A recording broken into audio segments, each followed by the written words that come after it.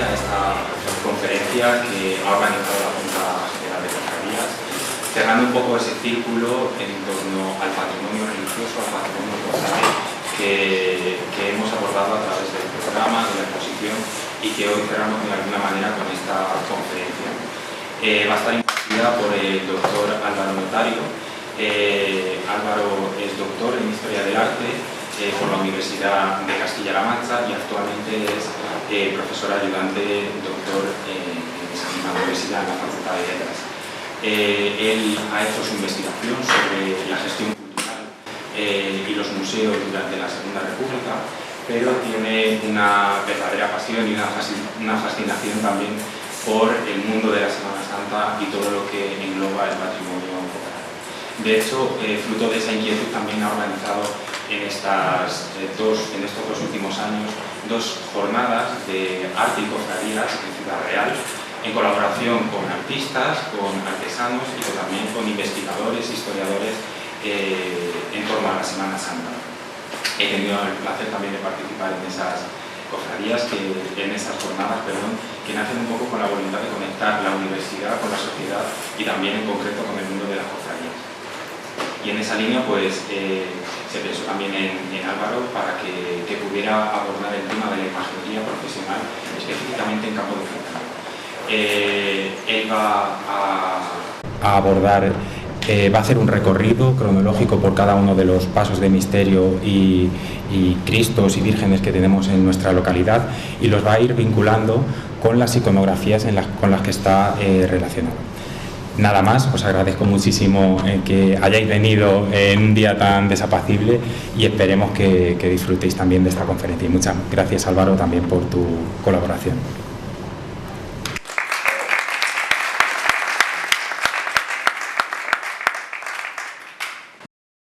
Bueno, muchas gracias en primer lugar a Víctor por tu presentación, por tu invitación. Y bueno, agradecimiento que también hago extensivo a las autoridades que están hoy aquí, a todos los presidentes de las hermandades, de las cofradías y a la Junta General también por esta invitación que he tomado con verdadero placer y que realmente pues me da mucho gusto, ¿no? Pues estar aquí hablando de algo que realmente pues nos interesa mucho desde lo personal a la gente que nos dedicamos a la investigación y a la docencia en la universidad, pero que evidentemente intentamos tratar también desde un punto de vista académico y con los criterios y el rigor propio de la investigación que hacemos a veces en otros ámbitos, y que esto que hacemos ahora pues no lo hace menos importante, sino todo lo contrario, ¿no?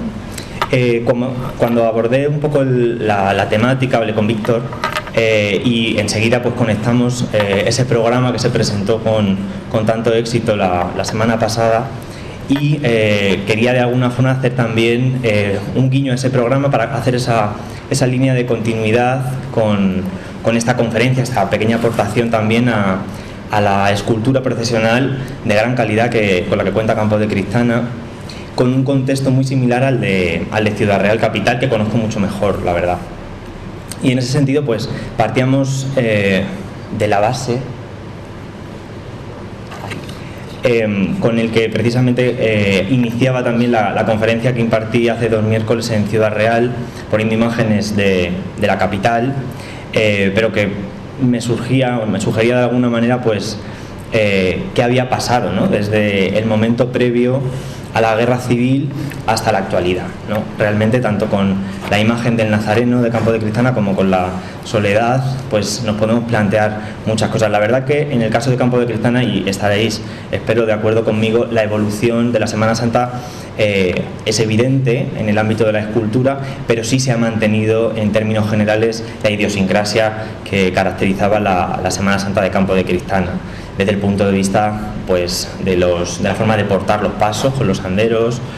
hasta esos paseillos, ¿no? O sea, no ha habido un reflejo tan fuerte como en otras Semanas Santas, por ejemplo la de la capital, la de Ciudad Real, de esa inmersión casi en el ámbito de lo sevillano, de lo andaluz, que luego seguramente en algunos puntos concretos sí podéis ver esas similitudes o esos elementos que se van adoptando, pero en términos generales, y eso yo creo que hay que de alguna forma pues agradecerlo, ¿no? Porque se ha sabido mantener la propia identidad, ¿no?, de Campo de Cristana. De alguna manera, la charla quería que partiera de esos pasos típicos, ¿no?, que se procesionaban desde el mundo del barroco. La Semana Santa actual, desde luego, no tiene nada que ver en términos generales en nuestro país con el propio mundo del barroco, sino que parte de un momento de renovación en los años 20, del siglo XX especialmente, pero que van a tener como una base muy clara del mundo del barroco del siglo XVII, del siglo XVIII, con la aparición de estos pasos alegóricos. Por ejemplo, vemos aquí el Cristo de la Preciosísima Sangre de Murcia, un Cristo del que emana sangre del costado, sangre que se convierte en vino, que recoge un querubín, o los niños pasionarios, de los que, por ejemplo, en Campo de Cristana contáis con varios ejemplares que procesionan todavía en la actualidad, ¿no? También la propia iconografía de Jesús Nazareno, en esta estampa preciosa de Doré, del siglo XIX, y el Cristo crucificado, ¿no?, que aparecía ya en iconografías del siglo XVII, del siglo XVIII, y que se han perpetrado, por ejemplo, en este Cristo de la Expiración de Jerez de la Frontera. Y luego también la aparición de estos pasos de misterio, de los que podemos ver numerosos ejemplos con diferentes escenas de la Pasión. Querido destacar aquí, por ejemplo, pues desde el punto de vista andaluz, con muchísimas modificaciones que vamos a ver también en los pasos de misterio de Campo de Cristana, en el caso, por ejemplo, pues del misterio de la sentencia sevillana, o el conjunto que procesionó hasta la Guerra Civil en Ciudad Real con la representación del Ecce Homo Pilatos, que es de Federico Zapater, que seguramente que os suena, ¿no?, por toda la vinculación que tiene con Campo de Cristana en algunas de las esculturas más importantes de la población, no solamente de la Pasión, sino también de los patrones, ¿no? Y luego el mundo de la Dolorosa, que en sí mismo engloba toda una iconografía muy específica, y que va a sufrir también mucha evolución, también por el hecho de que sean en su gran mayoría imágenes para vestir, y eso va a hacer que las modas en la forma de vestir estas imágenes pues den lugar también a diferentes evoluciones, a diferentes tipos de vestimentas, hasta llegar a las modas actuales, que también veremos ahora, ¿no? De esta manera he querido plantear un recorrido, no tanto por las 6 hermandades que tiene Campo de Cristana y sus diferentes pasos, sino un recorrido evolutivo de la Pasión de Cristo, ¿no?, de la Pasión de Cristo según Campo de Cristana, salpicando la imaginería con la que Campo de Cristana ha ido representando esa Pasión de Cristo a lo largo de los años, con escenas de la Pasión representadas en otros puntos de nuestra geografía, viendo también algunas similitudes iconográficas y algunos referentes de grandes escultores que vamos a ir haciendo en este breve recorrido, que no quiero que sea tampoco demasiado extenso, para la propia Semana Santa de Campo de Cristana. Una Semana Santa que, pese a ser de una localidad de un mediano tamaño, cuenta con muchísimas representaciones de diferentes escenas de la Pasión, ¿no?, hasta 29 pasos, ¿no? Así, el inicio de esta Pasión criptanense pues comienza con la entrada de Jesús en Jerusalén, con una imagen de la borriquita de los talleres Olot, talleres de los que hablaré en varias ocasiones, que hacían unas imágenes en pasta de papel o de madera, y que vamos a poder ver replicadas en muchas localidades de nuestro entorno cercano,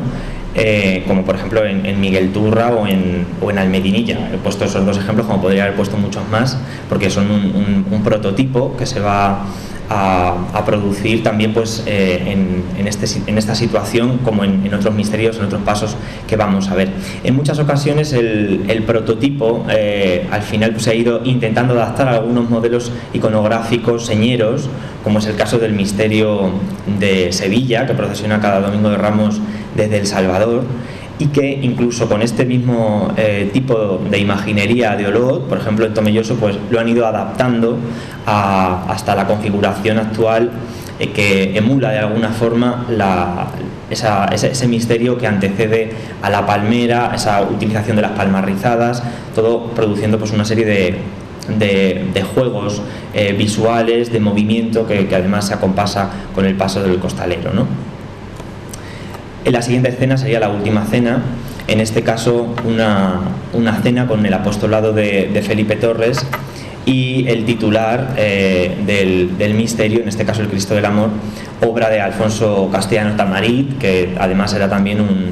un escultor muy prolífico en esta localidad, en esta ciudad, y que vamos a ver en repetidas ocasiones, ¿no? Que aportará además también la propia idiosincrasia de la escuela del neobarroco cordobés, si lo podemos denominar de esta manera, con una impronta realmente muy reveladora, ¿no? y muy distintiva de otros. En este caso se opta por un misterio con imágenes de talla completa, como ya hiciera en su día Francisco Salcillo en Murcia, y luego Espinosa Cuadros en Granada, ¿no? Dos referentes del punto de la escultura, de estos misterios escultóricos contrarios, o bueno, que podemos poner enfrente de misterios como el de la Última Cena de Sevilla, que realmente pues cuenta con todas las imágenes vestidas, en este caso de Luis Ortega Bru, aunque el Cristo es de Sebastián Santos, dos escultores contemporáneos de distinto perfil,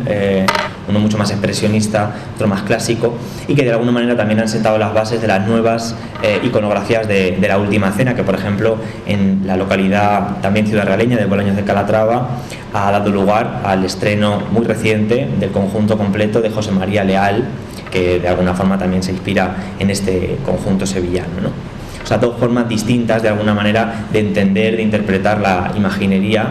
más relacionada con la Andalucía actual, ¿no? Esas imágenes de vestir, o de talla completa, como es en el caso contrario, ¿no? En el caso opuesto. La oración en el huerto, en este caso contamos ya con imágenes, con el paso propio de la oración en el huerto en Campos de Cristana antes de la Guerra Civil, y luego ya a partir de esa recuperación, que al igual que se va a hacer en el resto de la península, de las imágenes perdidas durante la guerra, aparecerá con un misterio de Olot. Un misterio también de estos talleres de Olot, que va a ir sufriendo diferentes modificaciones, pero en el que se ha mantenido en la actualidad este conjunto, ¿no? Este misterio, aunque bueno, ya hemos hablado antes, el ángel ha tenido alguna otra versión, pero que refleja muy bien este conjunto relacionado con el misterio sevillano del 17, compuesto por el ángel de Roldán, ¿no? Este ángel Eudiel, que Salcillo interpreta de una manera completamente distinta, un ángel confortador, no enfrente de Cristo, y que de alguna forma van a emular, van a copiar también escultores ya en el siglo XX, especialmente el conquense Luis Marco Pérez para el misterio de Ciudad Real o para el misterio de Puerto Llano, ¿no? Que mantienen esa estética relacionada con la inspiración de Salcillo, ¿no? Ese ángel que señala el cáliz pero que a la vez despliega sus alas, ¿no? Y que es todo un referente en la escultura, ¿no? Un ángel además muy andrógino, ¿no? que representa muy bien en este caso con los apóstoles dormidos, ¿no? El siguiente misterio, el siguiente pasaje de la pasión sería el beso de Judas, un beso de Judas que en Campo de Criptana vuelve a ocupar el protagonismo de los talleres Olot, y que va a ir sufriendo también diferentes incorporaciones, y luego también se van a ir eliminando algunas de estas piezas del conjunto procesional, como son el San Pedro y el Malco, ¿no? Que luego se vuelven a cambiar otra vez por las piezas originales de Olot. Algo que hacen estas incorporaciones de los talleres San Pedro también por el propio hecho del peso que suponen algunas de estas esculturas, ¿no? Y que podemos ver muy parecidos también por ser estas imágenes seriadas, ¿no? en Talancón, pero prototipos que van luego a perfeccionar ya talleres de escultura como los de Marco Pérez, que decíamos antes, en Cuenca, y luego Sevilla pues hace en su versión, ¿no? En esas imágenes ya de pijama que llamamos imágenes de vestir, y que van ataviadas con ricos bordados, todas ellas con profusos olivos que además ayudan también, ¿no? Pues a esa teatralización, a ese movimiento real que se potenciará con el propio andar, en el caso de Cuenca o de Campo de Criptana con los anderos, y en el caso de Sevilla con los costaleros, ¿no? el prendimiento será uno de los misterios que también son anteriores a la guerra civil. Además, interesantísimo la propia armadura, ¿no?, del romano antes de la guerra civil, de tipo renacentista, muy interesante y realmente muy extraño, ¿no?, en ese sentido también, que luego se recuperaría después de la guerra con un misterio también que acompaña el sayón y el romano de Olot también. En este caso, la evolución del prendimiento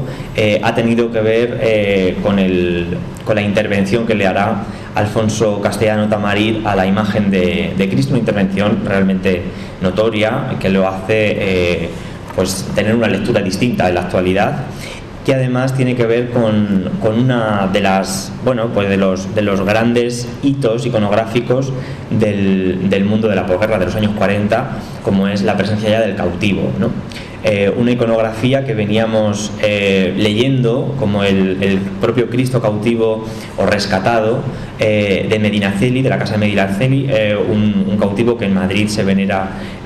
bajo una imagen que se quiere adjudicar a Juan de Mesa o al círculo de Juan de Mesa del siglo XVII, y que tuvo gran profusión también por la familia ducal, pero que en el momento de la posguerra asienta las bases gracias a Martín Simón con la imagen del cautivo de Málaga, ¿no?, que realmente es uno de los iconos y una de las señas de identidad de la ciudad de Málaga y de la religiosidad popular malagueña. Entonces, en esa mezcla de ambos dos se ha ido configurando en los años 40, 50 y especialmente en los últimos años del siglo XX y principios del siglo XXI, la propia iconografía del Cristo prendido, vestido de blanco, bien en solitario o bien acompañado de estos misterios que podemos ver ahora en algunos ejemplos, ¿no? En el caso del campo de Calatrava es muy interesante ver cómo esa teatralización se ha seguido manteniendo, ¿no?, además como uno de los hitos también de la pasión Calatrava, con esa teatralización que indicaba con los propios componentes de la centuria romana, también con esa vestimenta renacentista tan típica de los armaos que procesionan en Almagro, en Bolaños, ¿no?, en estas localidades, y que prenden físicamente al rescatado de Aldea del Rey, por ejemplo. Pero indicaba esa presencia de las túnicas blancas y de esta teatralización ya en escenas de posguerra, como este misterio del prendimiento de Sevilla, que hace Antonio Castillo Lastruzzi, uno de los grandes artífices de la escultura neobarroca en el momento de la posguerra, con esta escena y otras más en las que ni siquiera los personajes están mirando hacia el frente, sino que como si fuera una fotografía coge este momento en el que los romanos y los sayones van a prender directamente, van a coger preso a Cristo, que se presta a ellos directamente, se ofrece a ese prendimiento, y que genera toda una serie de planos visuales muy interesantes, muy teatrales, y que van a ver luego pues ese reflejo posterior en estos misterios que se han ido prácticamente, bueno, vamos a decir, inspirando unos a otros, pero que tienen claramente la referencia en estos anteriores, ¿no? Por ejemplo, el prendimiento de Pino Montano, una hermandad de vísperas en Sevilla, es algo muy similar a lo que luego hará González Jurado, cordobés, para Ciudad Real, que procesiona cada domingo de Ramos, y mañana en procesión extraordinaria por su 25 aniversario, por cierto. Así llegamos al propio misterio de la flagelación, un momento además que responde a toda una estética muy concreta del momento medieval, que iba acompañado habitualmente de flagelantes, de penitentes que iban azotándose durante las procesiones, y por eso va a ser una de las imágenes religiosas más representadas también, ¿no? En este caso con esta imagen bellísima anterior a la guerra civil, y desde luego que podemos situar en el siglo XVI por el elemento iconográfico que lo define, que es la columna alta, una columna alta que luego irá desapareciendo, sobre todo con la veneración de la columna, de la reliquia de la columna que se venera en Santa Práxedes en Roma, que ya es una columna media, que es la que se supone que fue la que flagelaron a Cristo, y de ahí en adelante todos los Cristos, sobre todo especialmente los del barroco, Gregorio Fernández, etcétera, pues serán el modelo a seguir. Entonces, en ese sentido, el hecho de que la recuperación de esta iconografía con la columna alta se produjera en Campo de Cristana de esta manera, pues también es algo digno de alabanza, ¿no? Y que denota esa sensibilidad por la recuperación histórica de una escultura perdida en el momento anterior, ¿no? En este caso de los talleres de Francisco de Paula, de Barcelona, que también ha ido evolucionando en su propia estética con algunas intervenciones, también que lo han ido haciendo un Cristo que pasaba de ser, en el momento en el que acaba de ser prácticamente recién atado, no se le ven apenas llagas, a la versión actual, tras esa intervención en la que ya sí es un Cristo que está siendo flagelado o que acaba de ser flagelado, ¿no? Incluso con esas huellas que aparecen impregnadas de sangre en la propia columna. Así podemos ver, un poco para marcar esta gran identidad que tiene esta escultura, algunos ejemplos de estas imágenes, de estas esculturas de Cristos atados a columnas de fuste completo, ¿no? Por ejemplo, estas dos que se encuentran en el Museo Nacional del Prado y en el Museo Arqueológico Nacional, una en mármol, la otra en madera policromada, posiblemente de Escuela del Greco, la primera seguidor de Miguel Ángel, o sea, referentes clarísimos de un renacimiento ya muy tardío, un manierismo prácticamente, pero que nos evoca también a la imagen que conserváis y que procesionáis aquí en Campo de Cristana. Igualmente, este Cristo atado a la columna de Pedro de Bolduque, que indicaba Víctor también en el programa, y que desde luego tiene toda similitud ya con una expresión mucho más potente en los Cristos que hace en esta misma tipología Diego de Siloé para Burgos, también del 16, y también para Granada, en ese momento en el que cambia a Granada, ¿no? En este caso lo vemos solo, pero es un Cristo que además vamos a ver ahora que procesiona en un conjunto escultórico acompañado de toda la escena de la Pasión, ¿no? Al igual que el Cristo de Pablo de Rojas, uno de los verdaderos artífices de la iconografía de edad moderna del Cristo en sus diferentes escenas de la Pasión, ambos conservados en Granada y ambos aún titulares, como veis aquí, de hermandades de Granada que procesionan el miércoles santo, precisamente los dos, el Cristo de la Hermandad de la Aurora y el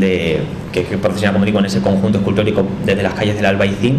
hasta este Cristo de la Paciencia,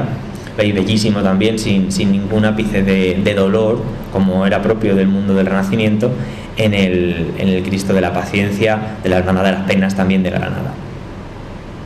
La iconografía del Ecce-Homo o la sentencia, en el caso de la localidad de Campo de Cristana, tiene que ver relativamente con un proceso evolutivo también en el que se han ido incorporando diferentes imágenes hasta crear lo que popularmente se conoció como el balcón de Pilatos, y que ha sido, como digo, intervenido con la incorporación de algunas imágenes. Aquí vemos, por ejemplo, en el año 62 ya Francisco Balbuena en esta imagen de Poncio Pilato, que tenemos además en la exposición en este museo, que aparece además acompañado también de Claudia Prócula, que según me han dicho, esto no, vamos, me fío de Víctor como lo ha dicho él, pero que podría ser un retrato de Sara Montiel o algo así, ¿no? Y que me parece además que tiene mucho que ver con la escultura actual, ¿no? Ahora veremos alguna escultura secundaria de autores contemporáneos que emulan también a cantantes, a bailadores. Ahora acordaros de esto que os digo, ¿no? La segunda de las escenas también con esa intervención, en ese palacio de Poncio Pilato, con el propio Poncio Pilato, que también tenemos aquí abajo lavándose las manos, y ya la versión actual que ahora veremos y que nos recuerda mucho, sin ninguna duda, al que hará Castillo Lastruzzi en base a este preciosísimo cuadro de Antonio Chiseri que se encuentra en el Palacio Pitti. Lo que pasa es que lo tenemos visto desde atrás en esa imagen del 19 y Castillo Lastruzzi interpreta desde la parte frontal, bueno, claro, en un 360 porque al final la escultura es de bulto redondo, pero con esa túnica tallada completa, que es algo bastante poco habitual en la escuela andaluza, pero que también complementa con las imágenes de Claudia Prócula y su sirvienta, que podemos ver también en el cuadro, y es una representación ya muy habitual en este tipo de escenas. En el caso de Campo de Cristana, el escultor Fran Muñoz Boluda hará esta tercera imagen, que de alguna manera nos recuerda, ¿no? O tiene esa similitud con este Cristo de Chiseri en la pintura del 19 florentina, ¿no? Y de esta manera pues también acaba de componer una escena en la que se aporta también la imagen de este Ecce Homo despojado de alguna forma también de sus vestiduras, ¿no? Que es una iconografía también que tiene mucha repercusión en los últimos años prácticamente del siglo XXI, ¿no? en esta última década, sobre todo con protagonistas de la talla de Zafra, ¿no? Como el propio despojado de Cádiz, etcétera, ¿no? Y ya en la forma de vestir pues se advierte esa influencia pese a mantener el pelo natural. Y llegamos, bueno, pues al momento de la culmen de la pasión, Cristo camino del Calvario, cargando con la cruz, en esta preciosa imagen de Jesús Nazareno que conserváis de Federico Zapater, este autor que también trabajó para Ciudad Real en el momento previo a la Guerra Civil y del que luego nos encargaron, curiosamente, otra vez imágenes, cuando sí que siguió trabajando en esta línea de la escultura procesional. Y traigo estas dos imágenes porque a lo mejor pues a los que sois de aquí os parece muy habitual estos Cristos que de repente tienen ese punto de teatralización en las caídas, pero que realmente pues a los que no estamos tan habituados nos llama la atención, ¿no? Y sin embargo no es algo tan es muy particular, pero se hace también en otras localidades, como por ejemplo en Ocaña, en el que también existe ese momento de la caída, en este caso acompañado del Cirineo, o en Novés, una población de Toledo, donde también junto a esos encuentros se producen las caídas. Y quizás el más sorprendente de todos ellos ya no son esos encuentros y esas caídas, sino esos abrazos que la Virgen y el Nazareno se dan en la localidad de Baeza, Jaén, no solamente con la Virgen, sino entre la Virgen y San Juan y la Verónica, impregnando el sudor y la sangre de Cristo camino del Calvario, también en esta misma localidad, en Baeza. Y yéndonos un poco más al norte, que tiene que ver un poco pues también con esa dimensión de una escultura mucho más teatral, tenemos los encuentros y las bendiciones en Viveiro, en Lugo, donde también aparecen estas imágenes articuladas muy interesantes y que nos hablan también de una Semana Santa distinta, ¿no? Y bueno, algo que puede ser, o que estamos viendo como algo más de la Semana Santa castellana, incluso del norte, también lo vamos a ver en Málaga con un caso excepcional y rarísimo, como es el Cristo del Paso, el Nazareno del Paso, de Mariano Benlliure, un escultor que además hace bastante poca obra religiosa, casi todo lo que hace o lo más conocido es obra civil, pero que da la bendición también en algunos puntos concretos de la procesión del Jueves Santo, acompañando a la Virgen de la Esperanza, ¿no? Y en este caso pues veis ahí esa imagen en la que el Cristo está dando la bendición. De esa manera también me parecía muy interesante hablar de esos cortejos también propios de la Semana Santa castellana, ¿no? Formados por imágenes individuales que acompañaban en determinado momento algunas imágenes, en este caso al Santo Entierro. Y en un momento previo a la Guerra Civil, de forma casi alineada, procesionaban la Soledad, San Juan y María Magdalena, a la que luego se le unirá en algunos cortejos la Verónica, ¿no? Así en Campo de Cristana contamos con esta evolución de las imágenes, ya de posguerra hasta la actual, que son muy similares, por ejemplo, pues a la que podemos ver en Tobarra, en este caso, además de portar el cáliz, portando una cruz, o de la Verónica, que siendo de Zapater, pues también tiene esos referentes en otras, Mujer Verónica, por ejemplo la de Ocaña, donde además cuenta con las tres fases de la cara de Cristo, ¿no? Algo que además va a ser luego también muy relacionado con Levante, ¿no? Por toda la relación que tiene con la conservación de la Santa Faz en Alicante, etcétera, ¿no? Muy curioso también es que se incluya en Campo de Cristana la imagen del San Pedro de forma individual, porque en realidad pues en otras localidades se incluye en el proceso propio de la negación, apareciendo con el gallo, como vemos aquí en los hermanos Pérez del Moral en Cuenca, o el San Juan, ¿no? Que sí que es un gran referente, sobre todo para la juventud cofrade. San Juan Evangelista, el primero aquí en Campo de Cristana de los Talleres Olot, y luego de las manos de Faustino Sancerrat en una primera época. Algo que podemos ver también, no solamente en la zona de Castilla, sino también en Levante e incluso en Jerez de la Frontera, donde tienen estos, lo que llaman los Juanillos, ¿no? Van la gente más joven portándolo. Decía lo de Faustino Sanz porque aquí contáis con dos esculturas espléndidas de Faustino Sanz. La primera, esta que os pongo aquí ahora, del San Juan y la Virgen de los Dolores, pero de una primera época muy distinta a lo que luego hará un poco más adelante, por ejemplo, para Ciudad Real o para Daimiel, ¿no? Son ya imágenes como el conjunto de la Santa Cena espectacular que podemos ver todo el año en el Museo Diocesano, o las imágenes, en este caso he puesto un trocito del misterio de Jesús consolando a las mujeres de la Hermandad de los Morados de Daimiel, de la Cofradía de los Morados de Daimiel, que ya están desprovistos de estuco y policromía y que se hacen en la propia madera, tintando algunas partes concretas, ¿no? Pero algo muy distinto, muy vanguardista respecto a la propia escultura neobarroca que tanto prolifera en este momento, y que fue un poco la línea que fue siguiendo durante el siglo XX y en los primeros años del XXI que estamos viviendo igual. Pero bueno, no deja de ser interesante ver esa comparativa de esa evolución del propio escultor.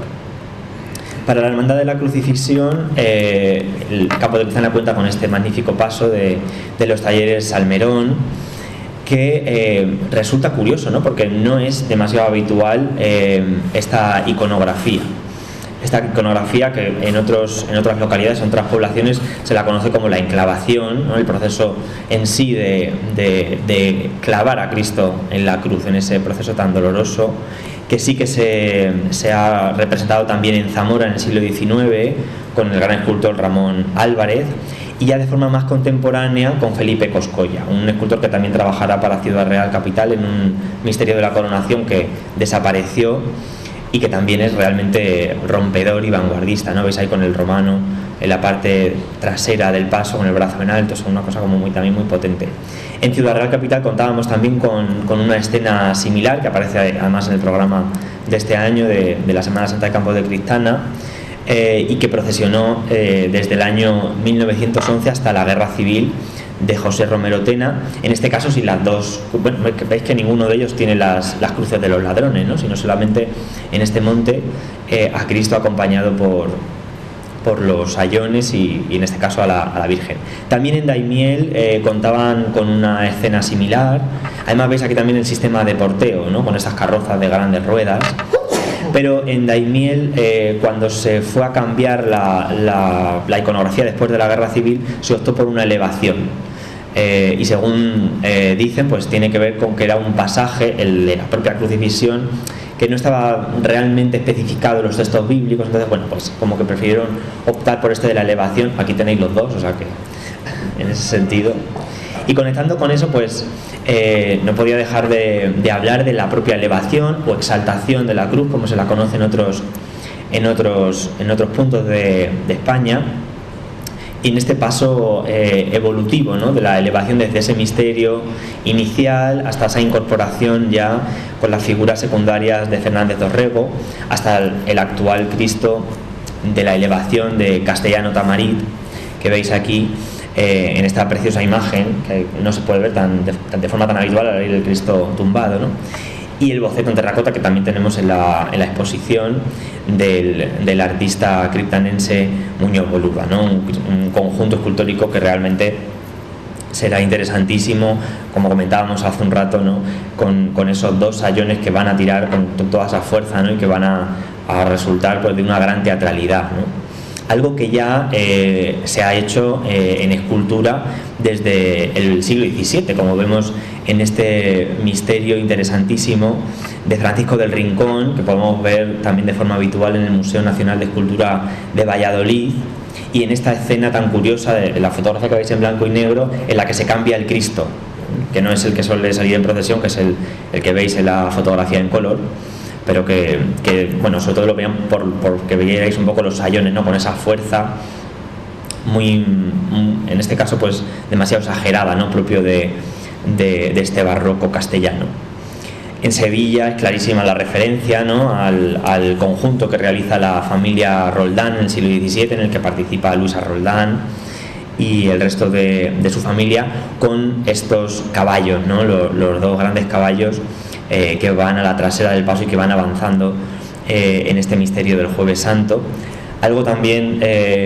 como un gran reto el que plantean en el caso de la elevación de Zamora con esa cruz, que no es que esté torcida en ese momento, sino que es que procesiona torcida, así, o sea, que genera esa sensación de desequilibrio propia del momento de la elevación, y que procesiona desde finales del siglo XIX. Y así igual ocurre en Tarancón, con esta obra contemporánea totalmente a la de Luis González Rey, también de finales del siglo XX, para Jerez de la Frontera, también jugando un poco con esos desequilibrios y esos esfuerzos siempre de los sayones que están elevando la cruz, mientras los ladrones, como veis aquí también en esta imagen, esperan pausados a que sean también a ser también crucificados, ¿no? En el caso de Campo de Cristana los tenéis ya crucificados, en otros aparecen, como veíais también aquí, ¿no? Aparecen en esta parte de aquí, aunque no es el puntero, bueno, que esperan a ser crucificados también. Y ya por último este misterio del murciano Hernández Navarro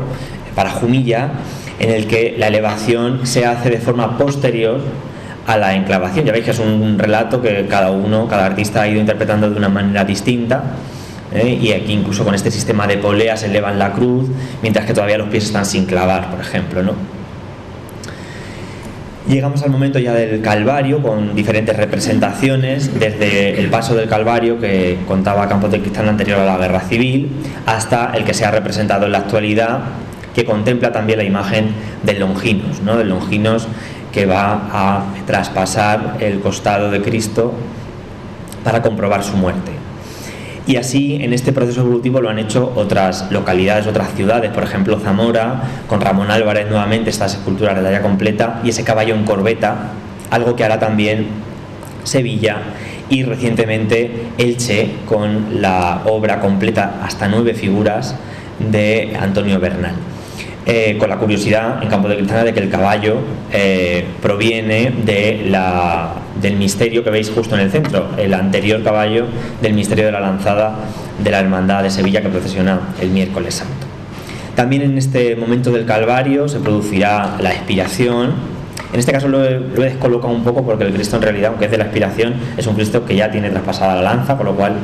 me parecía más oportuno ponerlo después, pero bueno, sería un poco en ese propio momento del Calvario, con referentes clarísimos a la obra excepcional de Juan Cristóbal, del propio momento del barroco, ¿no? Esos Cristos de 4 clavos, de los que hablará Pacheco y Palomino, que aparecen en el caso de Sevilla, pues en esta excepcional obra de Martínez Montañés, de principios del siglo XVII, en este caso con los pies cruzados, pero también con 4 clavos, o en el Cristo del Consuelo de Granada, el gitano de Granada, de 1695, de finales del XVII, que procesiona desde el centro de Granada hasta el Sacromonte cada miércoles santo, y siendo ambos dos Cristos de gran devoción, pienso que el primero de ellos no procesiona, sino que se encuentra en la sacristía de los cálices de la Catedral de Sevilla. El momento del descendimiento o del desenclavo en Campo de Cristana contaba con un excepcional misterio antes de la Guerra Civil, que fue cambiado luego, después de la guerra y de su destrucción, por un conjunto también de serie, que podemos ver también, por ejemplo, pues en Tarancón, que como veis cuenta con varios ejemplares de estas imágenes en serie muy similares, y que si se distinguen algo es en la policromía, ¿no? de estas esculturas. Pero veis que toda la referencia de la iconografía del desenclavo o del descendimiento parte del propio descendimiento que hace Sevilla y que hace luego en el 19 la ciudad de Zamora, ¿no? Con estas esculturas bien para vestir, como es el caso del conjunto sevillano, en el que se consigue de alguna forma pues el movimiento del propio misterio, que todavía se puede ver hoy, ¿no? Este Cristo de la Quinta Angustia, que no está pegado a la cruz, sino que tiene una bisagra que hace que se vaya moviendo al andar el paso, que es algo verdaderamente alucinante, ¿no? Que genera todavía esa teatralidad barroca de una forma más exhaustiva aún, ¿no? Y en el siglo XX, bueno, pues se copiaron, se inspiraron en este tipo de iconografías del XVIII y del XIX hasta ver los dos grandes ejemplares castellanos en Cuenca, el yacimiento de Ciudad Real o el de Cuenca que vemos aquí, y en Málaga, que sí que vuelve a optar otra vez por las imágenes de vestir en este precioso misterio de Luis Ortega Bru. De igual manera, la Piedad es en Campo de Cristana una figura de serie que se ha ido completando en los últimos años. Hace años con las imágenes de las Santas Mujeres y de San Juan, algo que tampoco es de extrañar, como vamos a ver en algunos ejemplos. La propia Piedad como tal tiene ese referente clasicista en la Piedad renacentista de Miguel Ángel, que se conserva en la Basílica del Vaticano, que en España luego pues se fue a releer de alguna manera en el 17 con la escultura de Gregorio Fernández de madera policromada, y en el 18 con Luis Salvador Carmona. Veis como incluso en la apropiación de los colores, en la propia posición del Cristo, pues hay una referencia clarísima, ¿no?, de la Piedad vaticana, que luego hará en el siglo XX en la escuela conquense Luis Marco Pérez también para Cuenca y para Ciudad Real. Pero en el conjunto que ahora procesiona en Campo de Cristana, las referencias nos pueden llevar más a estos misterios completos con ese cortejo que acompañará luego a Cristo en el traslado al sepulcro, que es el momento siguiente, ¿no? En el caso de la Piedad de Zamora o de la Piedad de Sevilla, ¿no? La Piedad, bueno, en Sevilla es que hay varias hermandades de la Piedad, ¿no?, pero esta es la que aparece ya en ese momento casi de traslado al sepulcro. Y terminamos ya con el yacente, en este caso tallado por Federico Zapater en 1940, y que inspirará, evidentemente, será inspirado en el Cristo yacente del Museo Nacional de Escultura de Gregorio Fernández, del que hay innumerables copias o inspiraciones en toda Castilla y León, en la Catedral de Segovia, por ejemplo, etcétera, ¿no? También muy curioso el tema de las urnas, como por ejemplo aquí se ha tratado esta idea muy barroca también, ¿no?, de optar por esos elementos florales o vegetales como los cipreses, que por ejemplo en Lucena han sido sustituidas por estos panales de plumas, ¿no? Y ya para cerrar la Pasión, el verdadero motivo, ¿no?, de la celebración de la Semana Santa, que será la Resurrección, que nuevamente en Campo de Cristana cuenta con esta imagen de serie, de Olot, de la que por ejemplo en Torralba de Calatrava se cuenta con una imagen muy similar, pero que realmente se asentará como un modelo prototipo el resultado de Buiza para Sevilla, un resultado que sobrevuela encima de la tumba abierta, y que en el caso de Almagro pues han tratado también de esa inspiración, incluso con la aparición de ángeles muy similares que marcan al espectador, al fiel, la elevación, ¿no?, la resurrección sobre la propia tumba. En Ciudad Real, por ejemplo, ya sabéis que se hizo la escultura, el conjunto del resultado de Donaire, que tampoco gustó, y que bueno, pues al final, hasta que no lo han cambiado, no han conseguido. Ahora que no estoy en Ciudad Real lo puedo decir pero lo han cambiado. Y llegamos al momento de la Dolorosa, ¿no? La Dolorosa, que al final tiene esa gran referencia con las viudas, las reinas viudas, como vemos aquí a Mariana de Austria por Carreño de Miranda en el 17, y que tendrán esa inspiración en las propias Dolorosas de la época. Por ejemplo, la propia Virgen de la Paloma de Madrid, que al final pues marcarán los estilemas del luto, que se asemeja tanto a las vírgenes como a las reinas, ¿no? Y así en ese primer momento contamos con imágenes de toda la edad moderna hasta la actualidad, que tratan un poco este luto tan sobrio en Castilla, hasta la última que vemos, que es la Soledad actual de Zamora,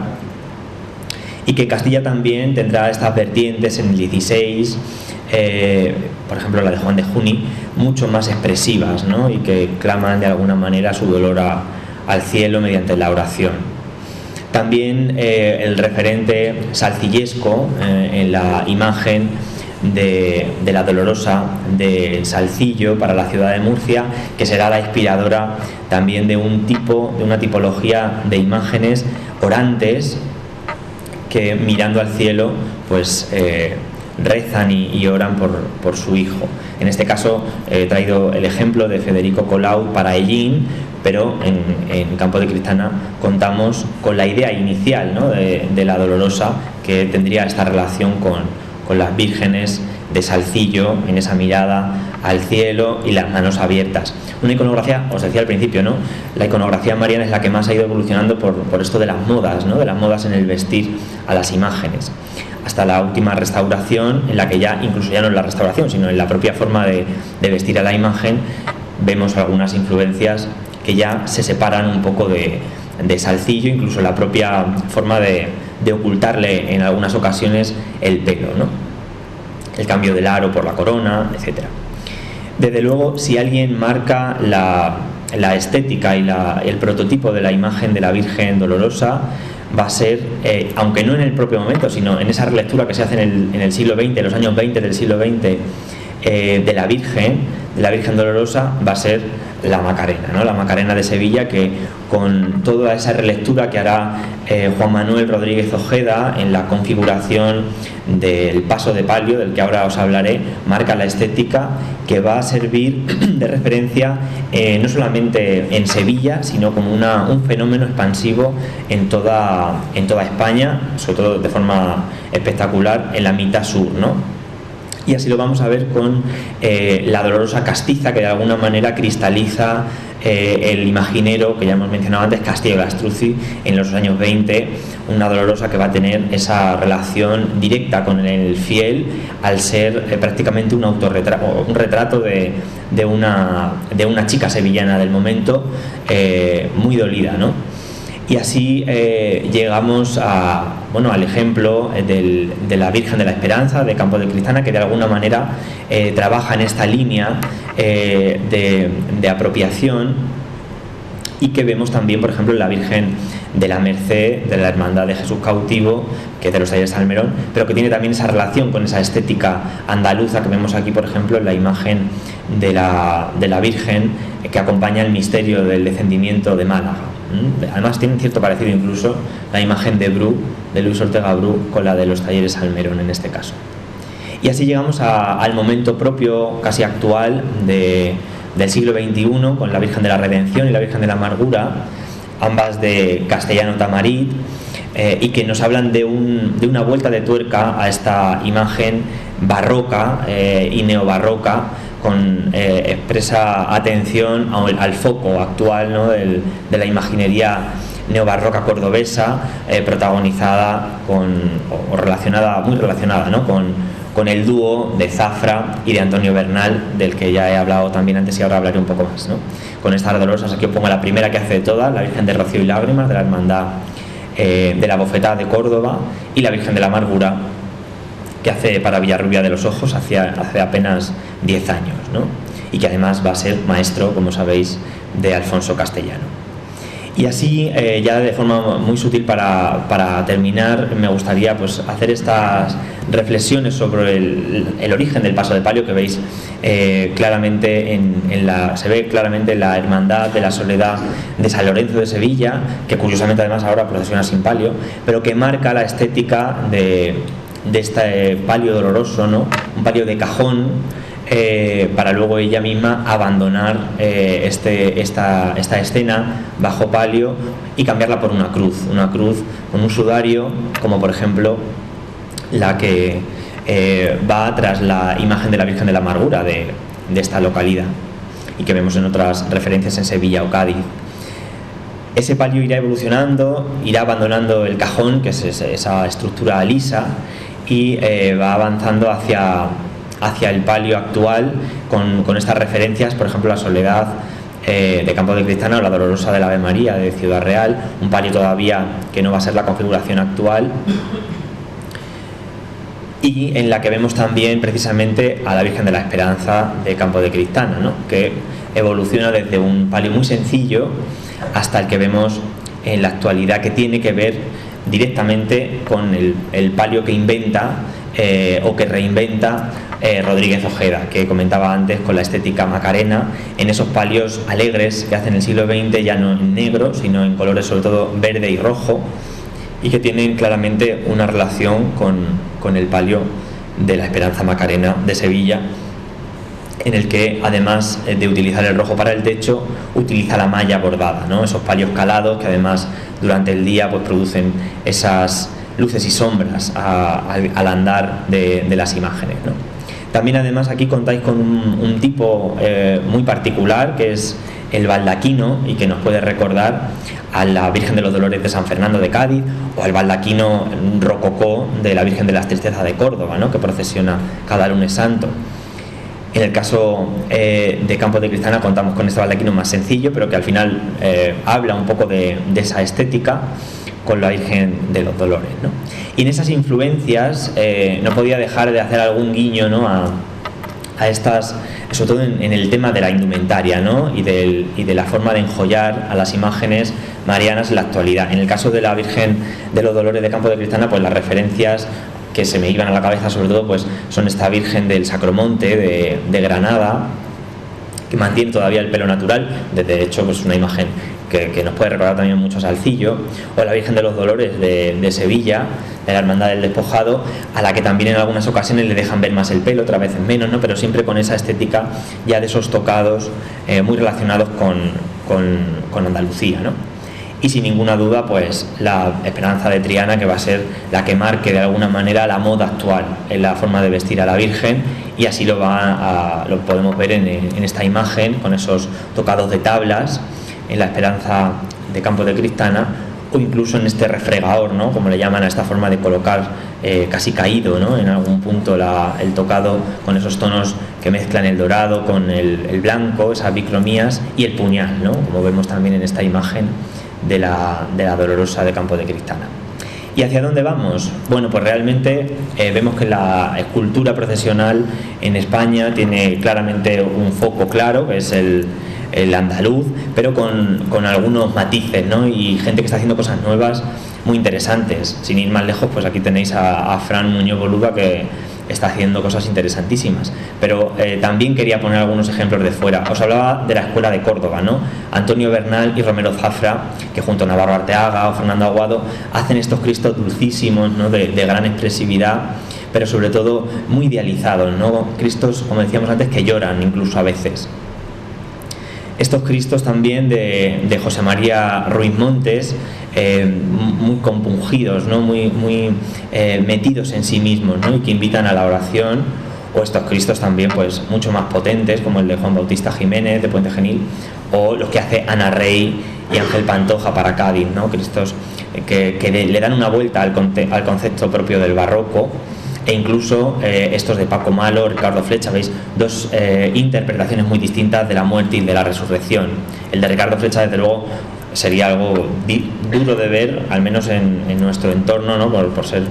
pues, una iconografía quizás excesivamente renovadora, pero que procesiona, ¿eh? Antonio Bernal lo coloco como uno de los grandes referentes en la actualidad para hacer imágenes secundarias, utilizando el retrato. Imaginaos, el primero de ellos es el retrato de un gitano de Córdoba, el segundo de ellos veis que aparece hasta con el tatuaje, es un sayón, y luego el tercero, que lo ponía un poco haciendo memoria, relacionándolo con la Sara Montiel, ¿no? Este es Canales, ¿no? Y lo han convertido en Pilatos para Morón. Y bueno, no deja de ser también una forma de tomar el hiperrealismo para, sobre todo, las figuras secundarias, ¿no? Y luego estas iconografías de cine, muy relacionadas especialmente con la escultura que hace Hernández Navarro, como hemos visto en ese paso de la elevación, con la película de Jesús de Nazaret de Franco Zeffirelli, y que hace realmente, pues, de su modelo prácticamente en todas sus imágenes va a ser Robert Powell al final, ¿no? Y si lo vemos en alguna de las esculturas lo podemos comprobar. Y luego la película de Mel Gibson, que fue también muy potente para recuperar otra vez esa idea tan cruenta de la pasión. Por ejemplo, aquí vemos esa flagelación de Paco Malo,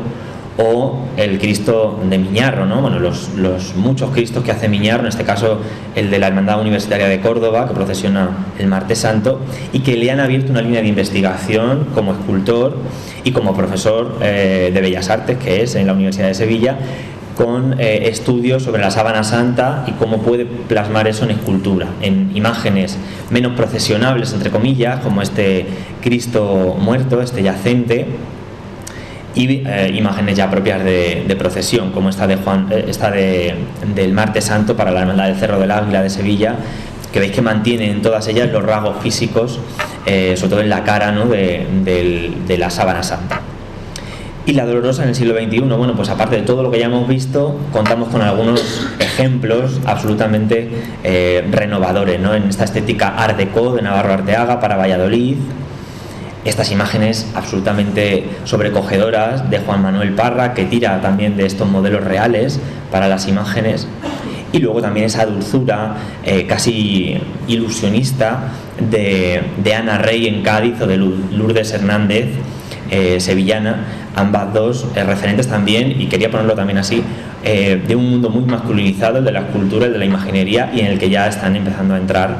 las mujeres, ¿no? Y bueno, terminaba con esta reflexión. Estas imágenes las creé en 10 minutos con inteligencia artificial a través de aplicaciones móviles. Bueno, no sé dónde estamos, sí lo sabemos, pero los referentes al futuro incluso también van a pasar por estas nuevas herramientas, con lo cual la salud de la escultura profesional, de la imaginería, creo que nos va a decir mucho, ¿no?, lo que suceda en los próximos años. Pero desde luego, pues siempre que se cuente con el trabajo de las hermandades, de las cofradías, en la conservación y en el incremento de su patrimonio, pues será bienvenido y será desde luego bien hecho, ¿no? Así que bueno, termino agradeciéndoos otra vez vuestra presencia aquí y vuestra invitación y bueno, pidiendo disculpas si me he excedido en el tiempo. Muchas gracias.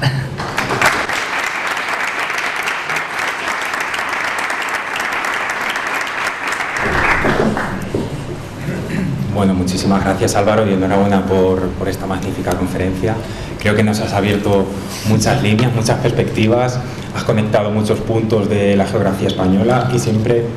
con el referente en campo de Criptana. A mí me ha llamado mucho la atención como en un arte tan consolidado y con tanta tradición, con una estética tan concreta desde el momento del barroco, hay lugar para el cambio, para la vanguardia, para nuevas tendencias, para darle la vuelta en algunos casos. Realmente, ¿cómo ves tú ese futuro inmediato? O sea, ¿qué más puede venir? O sea, ¿cuáles son las estéticas que tú crees que van a afianzarse en el futuro? A ver, yo creo que realmente lo decía así, es como al final, ¿no? Esto de la inteligencia artificial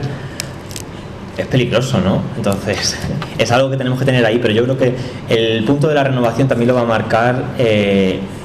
el momento en el que las cofradías admitan o no esa renovación. El otro día hablábamos con uno de los escultores que vino a Ciudad Real en las jornadas y hablaba también pues de cómo a veces la libertad creativa no era tal porque las hermandades pedían cosas muy concretas. Y ahora cuando hablábamos de quién vestía a las vírgenes aquí o a las de la cofradía de la elevación, pues también ahí el año pasado cuando vino el bordador de Alcázar de San Juan, Jesús Díaz Cellín, le preguntábamos, ¿pero hay hermandades que te dicen cómo tienes que vestir a las vírgenes? Y dice, claro, y dice, si quieren que le haga el refregador, pues se lo hago. O sea que al final el punto de la innovación también va a venir de la mano de la permisividad o de la libertad creativa que se le dé a los artistas. Y yo creo que eso es el punto en el que tenemos que encontrarnos, ¿no? Y luego la historia del arte pues estará para contarlo y para también generar todos estos diálogos y discursos de referencias y de nuevas lecturas, ¿no? Que es al final a lo que nos tenemos que dedicar. Pero yo creo que hay muy buena salud en ese sentido, ¿no? Porque los artistas están todo el rato reinventándose, como hemos visto en estas últimas vírgenes, esa Virgen del Sagrario de Valladolid, ¿no? Así es como una cosa art deco total, nada que ver con lo que ese mismo artista hace para Sevilla, ¿no? Que es Navarro Arteaga. No sé. Bueno, queremos abrir también el turno de preguntas o de comentarios o de impresiones que hayáis tenido. Está totalmente abierto. Como no hace mucho tiempo para tomar algo fuera, yo creo que ya, aprovechando que tenemos aquí a Álvaro, pues si queréis hacer alguna intervención. Mientras vais pensando, voy a hacerle otra pregunta. Vamos a las 10, la gente se querrá. A mí me ha llamado mucho la atención también cómo siempre nos remontamos al barroco y realmente el origen de la Semana Santa está ahí, pero hay un momento muy concreto de esplendor y de redefinición de la Semana Santa, que son esos años 20 del siglo XX. O si nos puedes contar algo más sobre eso. Bueno, yo creo que el siglo XX y los años 20 del siglo XX fueron un momento, claro, a nivel histórico, pues de una fascinación absolutamente irreal, que luego dio como consecuencia un desastre absoluto a nivel internacional casi, pero que dio lugar pues a estas reinvenciones, ¿no? Sobre todo en el punto de lo estético. Veníamos de una Semana Santa caidísima del siglo XIX, un poco también pues por esa laicidad por la que se va a caracterizar España, pues sobre todo desde Carlos III, Carlos IV, no le gustaban mucho todos estos folclores relacionados con la Iglesia, y los años 20 de alguna manera redefinen, ¿no? y se convierte en algo pues que le va a dar lugar también a una reposición de la religiosidad popular, y en Sevilla especialmente pues lo hacen muy bien Rodríguez Ojeda, que es al final el gran diseñador de la Semana Santa como conocemos actualmente, el culpable de que los romanos en toda España lleven plumas en los cascos, y un poco el que define la estética actual de lo que conocemos hoy como la Semana Santa barroca, con ese error tan grande de pensar que eso es lo que pasaba en el barroco. Eso es de los años 20 del siglo XX. Pero luego la creación siguió avanzando, especialmente con la posguerra, porque Castillo Lastruzzi es el que inventa luego también de la mano, bueno, Castillo Lastruzzi también era de la Macarena, así que es como una especie de grupito pequeño que son los que sin querer van a revolucionar primero la Semana Santa en Sevilla, y eso se va a extender a toda la mitad sur peninsular, sin ninguna duda, porque Castilla va un poco al margen. Gregorio Fernández tiene un peso específico que va a ser inigualable hasta la actualidad. Incluso Castilla sigue manteniendo ese tópico hasta el punto de encargar obras ahora como Navarro Arteaga con esta estética, ¿no? Que os decía, o sea, esto lo ha hecho Navarro Arteaga, que es de Sevilla y que hace cosas muy distintas para Sevilla, pero para Valladolid le siguen pidiendo este tipo de imágenes. Entonces, bueno, pues hay una renovación que se va a truncar con la guerra civil y con sobre todo una posguerra durísima, que sí que, aunque quiere recuperar todas las cofradías que tenían, y en fin,